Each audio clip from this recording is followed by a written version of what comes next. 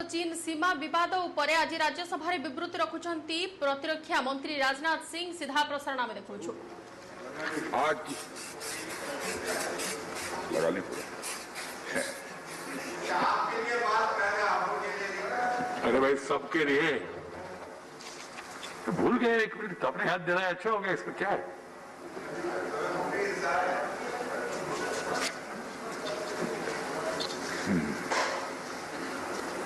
आदरणीय सभापति महोदय, लद्दाख की सीमाओं पर विगत कुछ महीनों में घटित घटनाओं का ब्यौरा सदन के सम्मानित सदस्यों के सामने रखने के लिए आज मैं यहां उपस्थित हूं।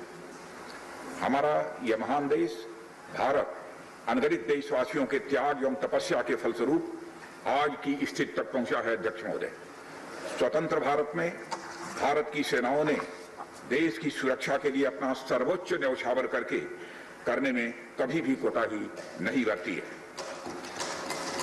और आप सबको ज्ञात है कि 15 जून 2020 को गलवान घाटी में कर्नल संतोष बाबू के साथ हमारे 19 और बहादुर जवानों ने भारत माता की सीमा की रक्षा करते हुए अपने प्राणों की आहुति दी। हमारे प्रधानमंत्री श्री नरेंद्र मोदी जी ने स्वयं लद्दाख जाकर वीर जवानों का हौसला बढ़ाया। मैंने भी बहादुर जवानों से मिलकर उनके शौर्य और अटूट साहस का स्वयं भी अनुभव किया है। अध्यक्ष महोदय, सबसे पहले मैं संक्षेप में चाइना के साथ हमारे बाउंड्री इश्यूज के बारे में बताना चाहता हूं। जैसा कि सदन इस बात से अवगत है कि भारत एवं चाइना का सीमा का प्रश्न अभी तक अनसुलझा है। भारत और चाइना की बाउंड्री का कस्टमरी और ट्रेडिशनल अलाइनमेंट चाइना नहीं मानता है। यह सीमा रेखा वेल एस्टेब्लिश्ड भौगोलिक सिद्धांतों पर आधारित है, जिसकी पुष्टि न केवल ट्रीटीज और एग्रीमेंट्स द्वारा बल्कि हिस्टोरिक यूसेज और प्रैक्टिसेस द्वारा भी सभापति महोदय हुई है। इससे दोनों देश सदियों से अवगत हैं, जबकि चाइना यह मानता है कि बाउंड्री अभी भी औपचारिक रूप से निर्धारित नहीं है। साथ ही चाइना यह भी मानता है कि हिस्टोरिकल जुरिस्डिक्शन के आधार पर जो ट्रेडिशनल कस्टमरी लाइन है, उसके बारे में दोनों देशों की एक अलग अलग व्याख्या है। दोनों देश 1950 और 1960 के दशक में इस पर बातचीत कर रहे थे, परंतु पारस्परिक रूप से स्वीकार्य समाधान नहीं निकल पाया था। सभापति महोदय, जैसा कि यह सदन अवगत है कि चाइना लद्दाख में भारत की लगभग 38,000 स्क्वायर किलोमीटर भूमि का अनधिकृत या कब्जा किए हुए है। इसके अलावा 1963 में एक तथाकथित बाउंड्री एग्रीमेंट के तहत पाकिस्तान ने पाक ऑक्युपाइड कश्मीर की 5,880 स्क्वायर किलोमीटर भारतीय जमीन अवैध रूप से चाइना को सौंप दी है। चाइना अरुणाचल प्रदेश की सीमा से लगे हुए लगभग 90,000 स्क्वायर किलोमीटर भारतीय क्षेत्र को भी अपना ही बताता है। सभापति महोदय, भारत तथा चाइना दोनों ने औपचारिक तौर पर यह माना है कि सीमा का प्रश्न एक जटिल मुद्दा है, जिसके समाधान के लिए पेशेंस की आवश्यकता है तथा इस मुद्दे का फेयर, रीजनेबल और म्यूचुअली एक्सेप्टेबल समाधान शांतिपूर्ण बातचीत के द्वारा निकाला जाए। ये दोनों इस बात पर सहमत हैं।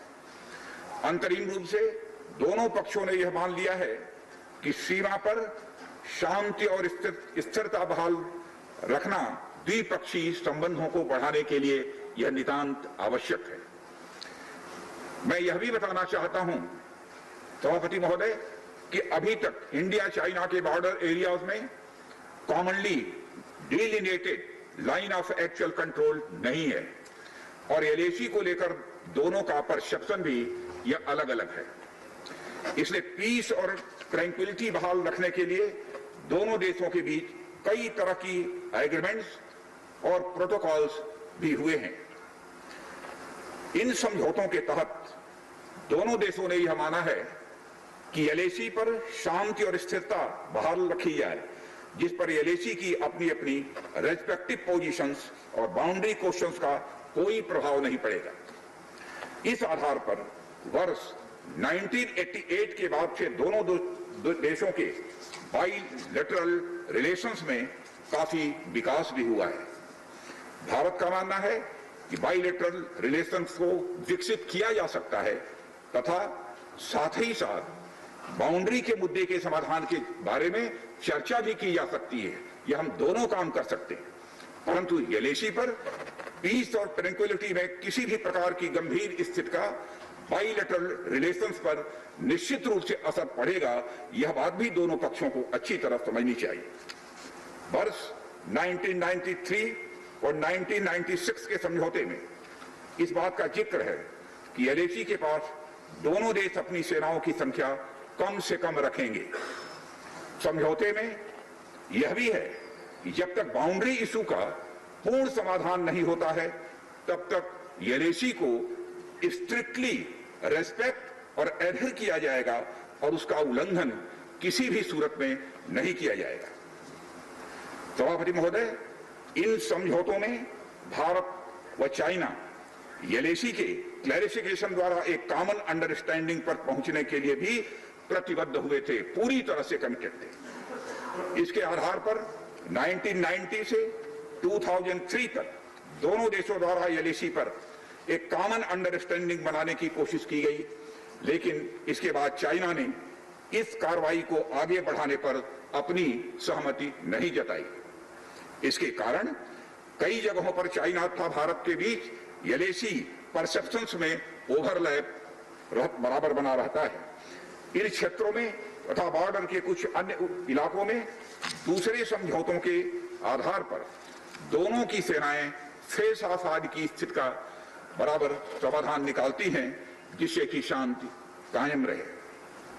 सभापति महोदय, इससे पहले कि मैं सदन को वर्तमान स्थिति के बारे में बताऊं, मैं यह बताना चाहता हूं कि सरकार की विभिन्न इंटेलिजेंस एजेंसीज के बीच बर्तमान सीधा प्रसारण देखुले राज्यसभा जो कि भारत चीन सीमा विवाद पर विवृत्ति रखुले प्रतिरक्षा मंत्री राजनाथ सिंह।